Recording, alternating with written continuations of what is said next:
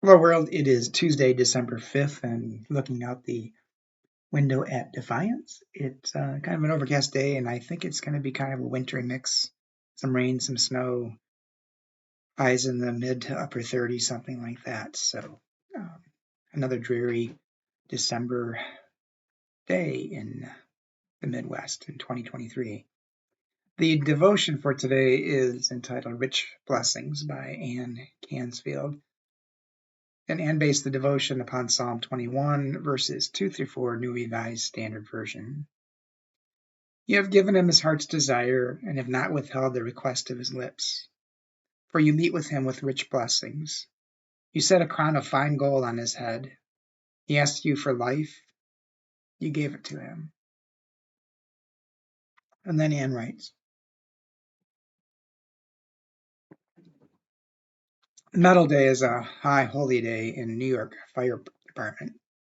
On the first Wednesday in June, often a hot, sunny summer day, we gather outside City Hall to hear stories of rescues and lives saved, and to cheer on the medal recipients.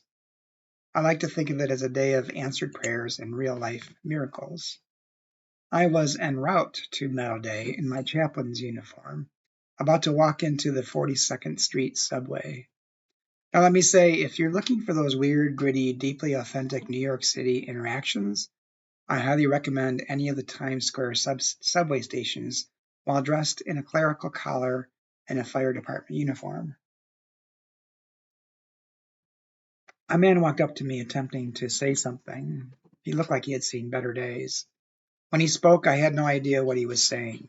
It was English, but the words were not decipherable.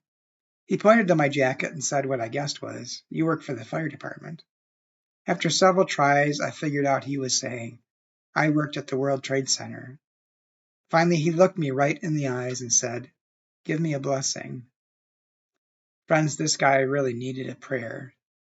I gave him the best one I had. While I was praying for him, I looked at the dirty baseball cap he was wearing, and on it was drawn a swastika and several letter Ks. I do not know if this guy was so mentally messed up that he had drawn that on his hat, or perhaps it was an attempt at saying he was against those things. Again, communication was difficult. But after I prayed for him and said amen on the sidewalk by the subway station, he smiled broadly, and we left one another. Anne's prayers. Meet us with rich blessings, O God of every good desire and delight. Amen. Well, for me, the couple thoughts that came to mind as I was reading this devotion is that we never know who we're going to meet on the road, and whether in that person there might be Christ present, God present, even perhaps someone with mental issues who has probably suffered a great deal in this life and is struggling just day by day, and maybe even has a swastika or some K's written on his ball cap, and yet not really understanding what it means or what it is, not even probably cognizant of being present in the world in some way. But I found it interesting that he asked for a blessing, and yet in a way, and Anne didn't really say this, but I'm reading into her words that in a way she actually felt blessed by the interaction with him. So you never know who you're going to meet or what's going to happen and what opportunity you may have to show the love of God for another and then find it within yourself.